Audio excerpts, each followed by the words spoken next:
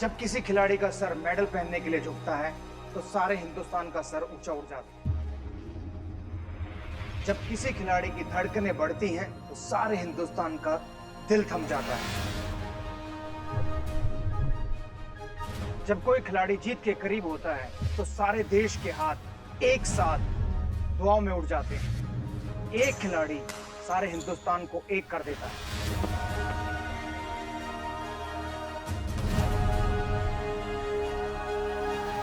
कुछ ऐसे ही खिलाड़ी जो मेरी और मेरे देश की उम्मीद है, उन्हें जानने का मौका है उम्मीद इंडिया।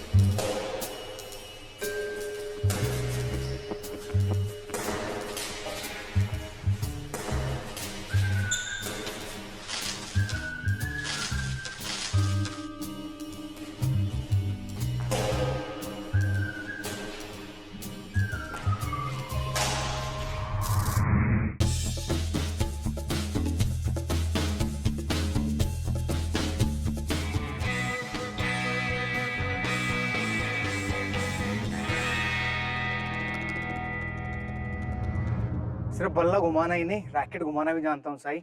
मानते हो ना? यस। थैंक यू मुझे 1-2 पॉइंट देने के लिए। Thank you sir. You thank you. दोस्तों, अखबारों के स्पोर्ट्स पेज में बैडमिंटन का जिक्र ना हो ऐसा शायद ही होता हो। इंटरनेशनल टूर्नामेंट में हमारे बैडमिंटन प्लेयर्स टॉप 3 में ना हो ऐसा शायद ही होता हो। चाहे वो साइना नेहवाल हो, पीवी सिंधु हो या कश्यप हो, या आज के हमारे खास मेहमान साई प्रनीत हो। वेलकम टू उम्मीद इंडिया साई। अच्छा, मैंने नोटिस किया है एक चीज कि जितने भी शटलर, जितने भी प्लेयर हैं बैडमिंटन के, सब हैदराबाद से आते हैं। ऐसा हैदराबाद में क्या है? हैदराबाद में चैंपियंस है, अच्छा कोचेस है, और नेक्स्ट जूनियर्स को भी बहुत एडवांटेज है कि हम लोग सब खेल रहे हैं और लोग को भी बहुत एक्सप्लोजर और अच्छा लगे, सो इसके लिए।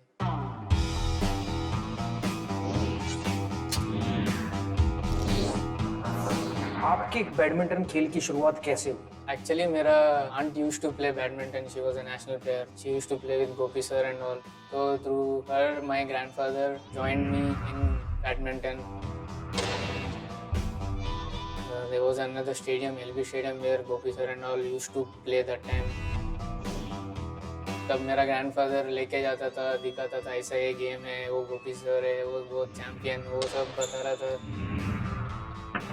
अच्छा, आपने बैडमिंटन को प्रोफेशनली खेलना कब शुरू किया?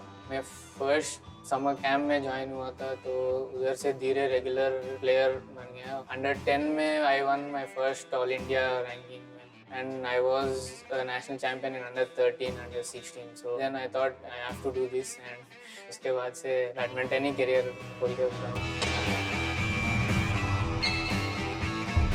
जब आपने पहली बार इंडिया को रिप्रेजेंट किया तब कैसा लगा? 2007 में मैं सबसे पहले अंडर 19 में इंडिया को रिप्रेजेंट किया। उसके पहले कश्यप, साइना, ये लोग इंडिया टी शर्ट पहने तो मैं हर बार सोचता हूँ मैं कब इंडिया के लिए सिलेक्ट होएगा और इंडिया टी शर्ट कब पहनेगा। इस दिन मैं फर्स्ट इंडिया के लिए खेला, आई थिंक उसको कभी नहीं भूलेगा, बहुत अच्छा लगा।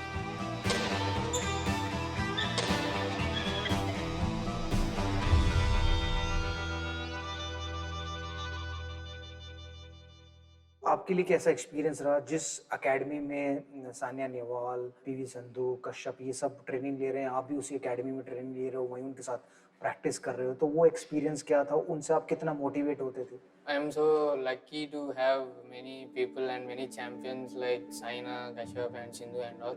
ऐसा लोग को देख के बहुत मोटिवेशन होता है कि हम लोग को भी जीतना है। हमारा मेंस में सबसे सीनियर कश्यप है, तो उसके साथ बहुत बार मैं बात करता हूँ और वो भी बहुत इसका एक्सपीरियंस और किधर कैसा हैंडल करना है बहुत एक्सप्लेन करते हैं मेरे को, और हम लोग आपस में भी बहुत डिस्कस करते हैं अगर कुछ सिचुएशन है तो कैसा करना है। कश्यप जैसा कोई एक्सपीरियंस वाला हमारे साथ है, तो उस हिसाब से ये एकेडमी में खेलना, ये सब चीज़ों को देख के बहुत एडवांटेज है। गोपीचंद से आपने कब कोचिंग लेना शुरू किया और उनके साथ कैसा एक्सपीरियंस रहा जब वो आपको कोचिंग देते हैं? 2005 में Gopi sir first coaching start किया था, तो I was one of the first batch of Gopi sir. As a coach, Gopi sir is so dedicative and because of his we are like this, and Indian badminton is so popular now. I think I feel so great being under him. तो गोपी sir court पर कैसे हैं? सख्त है, नरम है? गोपी sir खेलने के टाइम सीरियस है, बहुत सीरियस है, बट या बाहर मजाक चलता है। कोर्ट के में उधर भी थोड़ा हंसी वैसी चलता है, मगर जब भी गेम स्टार्ट हो गया तो जो खेल रहा है वो एटीट्यूड और वो डिसिप्लिन उसमें बहुत स्ट्रिक्ट है। कभी डांट पड़ी गोपी सर से? बहुत बार पड़ी बचपन से बहुत बार पड़ी। थोड़ा स्लो हूँ मैं कोर्ट में, तो थोड़ा एनर्जी लाने के लिए बहुत चिल्लाते रहता है, और किधर भी थोड़ा स्लो है तो चिल्लाते ताकि मैं अलर्ट होके फास्ट करना है, वो सब ऐसा तो बहुत बार। कोचेस को स्ट्रिक्ट होना पड़ता है क्योंकि उनको मालूम है कि उनके जो प्लेयर हैं, जो उनके शिष्य हैं, उनको किस तरीके से हैंडल करना है। अगर वो स्ट्रिक्ट ना होंगे तो शायद वो रिजल्ट नहीं आ पाएगा जो वो चाहते हैं। तो इसलिए हर कोचिंग में, मेरे कोच भी काफ़ी स्ट्रिक्ट थे, तेंदुलकर के कोच काफ़ी स्ट्रिक्ट थे, और यहाँ पर गोपीचंद भी काफ़ी स्ट्रिक्ट है। अकेडमी में जब ट्रेनिंग लेते हैं उसके बाद से आपके बैडमिंटन में कितना चेंज आया है, कितना बदलाव आया है? The game is changing so fast and the techniques are changing. So I think ऐसा कोच है कि भैया जब भी हम लोग के साथ टूर्नामेंट्स आते हैं इंटरनेशनल, सबको देखते रहता है, जो भी नया आया इमीडिएटली हमको आके इधर वो इम्प्लीमेंट करने के लिए ट्राई करते हैं। और as he is an international player, so he could grab so fast what is going on in the world badminton. ऐसा बहुत एडवांटेजेस है, और जो भी वर्ल्ड का टॉप प्लेयर्स है वो लोग को कैसा मारना है और क्या चाहिए वो सब भैया हमको बहुत बार बताते ही रहता है। So we feel so great that we all are together and that too under Gopi sir. एक खिलाड़ी अपने आप पर, अपने खेल पर मेहनत करता है, पर एक कोच हर खिलाड़ी पर मेहनत करता है। साइना, सिंधु या फिर साई प्रनीत, इन सब खिलाड़ियों को आज आप जानते हैं, लेकिन इन सब के टैलेंट को सबसे पहले निखारने वाले या पहचानने वाले उनके कोच थे पुलेला गोपीचंद। सब जानते हैं कि आप साइना नेहवाल, सिंधु, श्रीकांत और इन सब के कोच हैं, लेकिन गोपीचंद के कोच कौन थे? मेरे एक्चुअली काफ़ी कोच रहे हैं। पहले तो मेरे हमीद हुसैन सर थे। मैंने ऐसे ही क्रिकेट के लिए गया था स्टेडियम में, क्रिकेट में एडमिशन नहीं मिला तो मैं बैडमिंटन में चला गया था। तो मैंने पूछा कि सर मैं खेलना चाहता हूँ, तो सर ने बोले पक्का, क्योंकि कोई आता नहीं था बैडमिंटन खेलने। उसके बाद आरिफ सर थे जो हमारे कोच थे, जो हमें एक्चुअली फिटनेस के बारे में, स्पोर्ट के बारे में एक्चुअली उन्होंने काफ़ी सिखाया। इसके अलावा मेरे एक चाइनीज़ कोच जो गवर्नमेंट ऑफ इंडिया ने लेके आए थे 91 to 93 के दौरान, उनके साथ काफ़ी कैंप हमने लगाए थे। तो एक्चुअली ओवरऑल काफ़ी कोचेस थे, और हर एक का मैं समझता हूँ कि बहुत सारा योगदान रहा मेरे पूरा खेल में। आपको कैसा लगा था जब साइना नेहवाल और पीवी सिंधु ने मेडल्स लिए थे ओलंपिक में? क्या फीलिंग थी, वो शेयर करिए हमारे साथ। An Olympic medal is something which is very dear to every athlete. और 2000 में मैं सिडनी गया था, मैं खेला था, और मेरी उम्मीद थी कि मैं जीत के आऊँ, बट हुआ नहीं। तो बस मेरा ओलंपिक मेडल के साथ जो नाता हो सकता है, the closest which I can get to an Olympic medal is if my student wins it. It's a great feeling. एक सवाल शायद मैं, दर्शक या फैन सब लोग जानना चाहते हैं, जब वो पॉइंट के बीच में आप अपने खिलाड़ी से बात करते हो तो क्या बात करते हो सर? काफ़ी कम समय होता है बात करने के लिए, तो मोस्ट ऑफ द टाइम यही होता है कि जो दो चीज़ अच्छे कर रहा है उसको दोहराना है, ताकि उसको, कभी कभी ऐसा होता है कि प्लेयर अच्छा करता है पर उसको भी पता नहीं लगता है कि क्या अच्छा कर रहा है, तो you tell him what he is doing well and maybe the two things which you should avoid doing. And इस टाइम में अंपायर का बात आता है कि time up, you need to go. So I think there's very little we can say, but Most of the time it is that, and sometimes it's just building confidence, motivation, and sometimes it is just dispelling fears कि अगर हार जाते हैं तो भी कोई फर्क नहीं पड़ता है, but be brave and fight it out. So depends on which player you're talking and at what time you're talking. आप पहली बार साई प्रणीत से कब और कहाँ मिले? तो 2004 में अप्रैल में मैंने एक 25 लोगों के साथ गच्चीबौली स्टेडियम में हम लोग ने एकेडमी की शुरुआत की थी।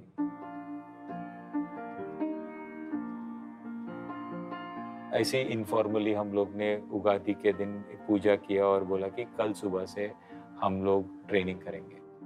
तो उस पहले बैच में साई प्रणीत था। I always felt that he was somebody who was talented. एक स्टूडेंट के तौर पर प्रणीत कैसे? Little laid back, but the last few months have been a revelation. जब से उसको ये एहसास हुआ है कि मेहनत के साथ रिजल्ट्स बेहतर हो सकते हैं, उसका एटीट्यूड, उसका बॉडी लैंग्वेज और आपके मन में क्या क्या चलता है बाकी चीज़ों के ऊपर, because all of it has an effect on the sport. So all these things, the way he has been managing, has been something fantastic, and that's something which I really like about it. तो प्रणीत के बारे में कोई एक खास बात हो जो उसको दूसरे स्टूडेंट से अलग करती है? I think on-court intelligence is what I would see is his best one. जैसे अभी जो वर्ल्ड चैंपियनशिप हुआ है उसमें 2 राउंड ऐसे थे जिसमें you could see his urge to win and his spirit of not to leave is something which is fantastic.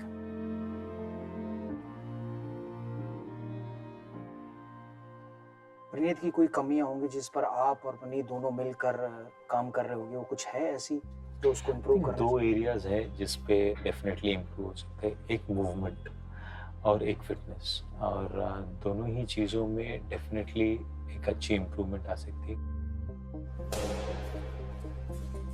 जहाँ तक स्ट्रोक्स की सवाल है और ऑन कोर्ट इंटेलिजेंस की सवाल है, I think he is somebody who has it. Praneeth की ट्रेनिंग आने वाले टूर्नामेंट्स के लिए आप किस प्रकार की करा रहे हैं, किन किन चीज़ों पर वर्क कर रहे हैं? I think the last few months जिस तरह से ट्रेनिंग हुआ है, हमारे पास जो इंडोनेशियन कोच नए आए हैं Mulyo, his support is also been fantastic, and whatever is working out, I think we would continue with the same thing with greater intensity, and we are hoping that in the coming tournaments we'll have even better results. अगर मैं आपसे पूछूं कि Olympic 2020 में प्रणीत को आप कहाँ देखते हैं, कितना आंकते हैं, कितनी उनमें क्षमता है, क्या वो मेडल ला सकते हैं? Definitely, he is somebody who's immensely talented, and he has the potential to get us the medal there.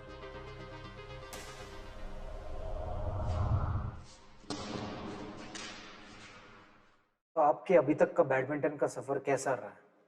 बहुत अप्स एंड डाउन्स है. I mean sports is like that, and till under 19 I was number 1, so इतना ज़्यादा सोचने का कुछ नहीं था. Then initially seniors में आ गया तो जूनियर्स और सीनियर्स का बहुत फ़र्क है, तो तब मेरे को बहुत डिफ़िकल्ट लगा.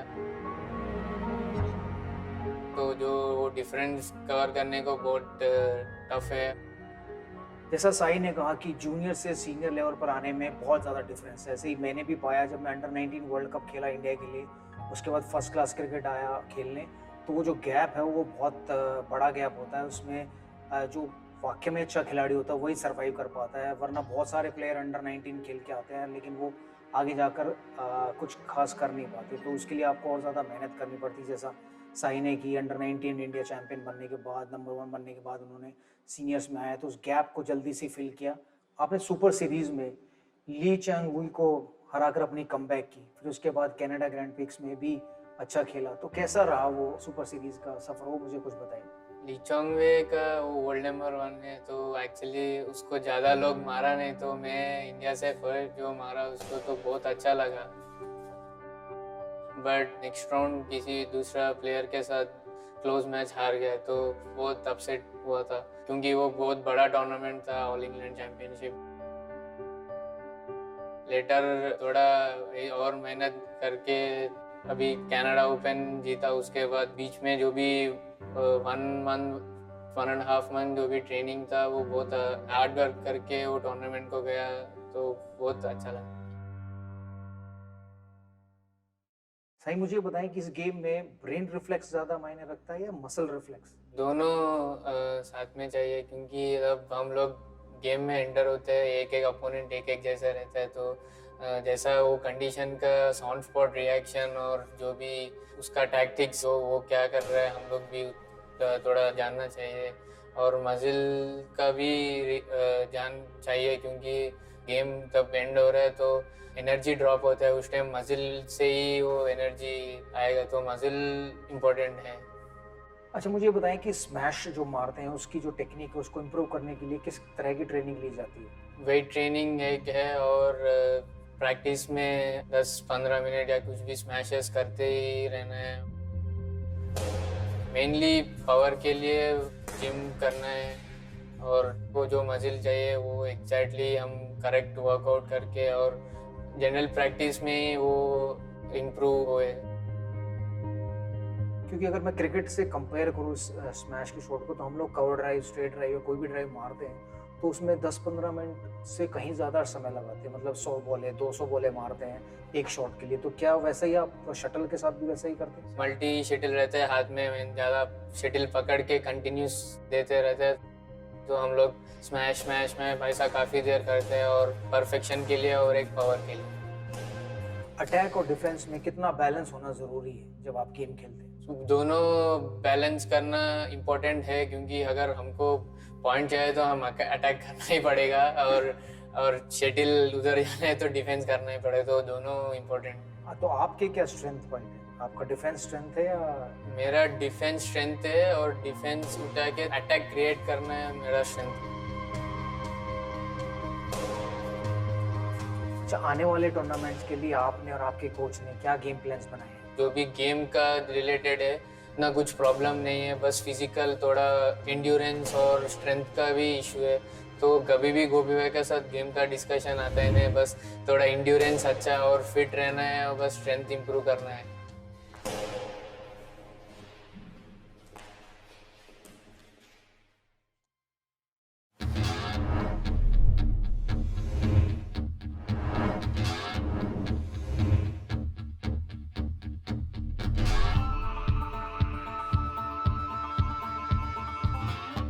Morning 8:30 our warm-up starts, and 9 o'clock we'll start our actual session. Morning generally we play on court. Monday, Tuesday, Thursday, Friday we do stroke practice and all, and Wednesday we play games, and Saturday morning we have a light session. And after then, if I need any massage or something, I'll just take, or else I'll do stretching and all. From 1:30 to 3:30 I'll sleep. Evening starts at 4. Evenings में on Monday and Friday we do running sessions.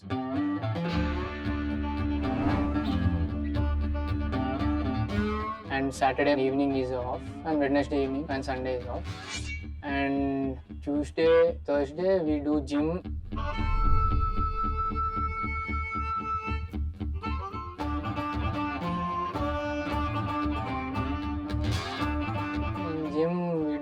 Squats, and for all leg muscles and hand muscles, especially I do more of shoulder, because I feel my strength is weak.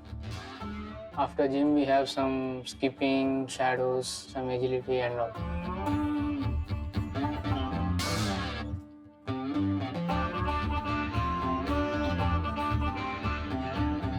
Except badminton, nothing is there as of now, so I have to win many big tournaments, and like getting medal in a big tournaments like World Championship or All England, and win many Super Series. तो मैं जितना भी मेहनत करता हूँ और जितना भी मेडल्स लेके आता है, सब कुछ देश के लिए।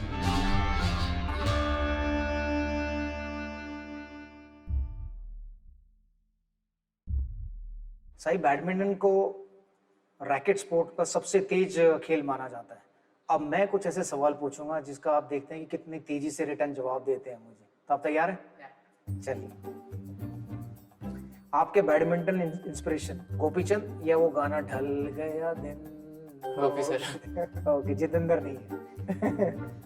किसी प्लेयर को या किसी एक्ट्रेस को डेट पर ले जाना चाहेंगे? अनुष्का शेट्टी। बाहुबली वाला? बाहुबल। वाह। एक चीज जिससे आप डरते हैं? इंजुरीज। आपके रैकेट को हाथ में लेकर वो पहला थॉट जो दिमाग में आता हो? To perform well. बैडमिंटन के लिए आपका पैशन, एक line? It's a important part of the life. Favourite movie dialogue? Shahrukh Khan का डॉन मूवी का, डॉन को पकड़ना मुश्किल है। बैडमिंटन के भी डॉन बने बहुत जल्द आओ। अपने बारे में एक अच्छी बात बताइए। Very friendly. आपको यदि एक सुपर पावर मिल जाए तो वो कौन सी होगी? सबको हराना है। चैंपियन बनना। आपका favourite shot? Shot. Dance move? Dance move. आपका फेवरेट शॉट बैकहैंड कॉर्नर से क्रॉस कोर्ट। आपका ultimate goal? To win Olympics, but as Olympics comes every in 4 years, I want to win big medals for India.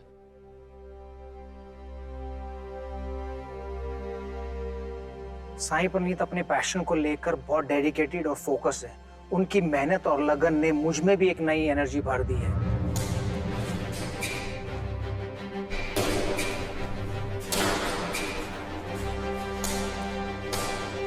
मैं साई को आने वाले हर tournament के लिए best wishes देता हूँ और उम्मीद करता हूँ कि उनका हर सपना पूरा हो, क्योंकि उनका सपना देश का सपना है। जय Hind. Like, share, subscribe and click on the bell icon to never miss an update from Epic.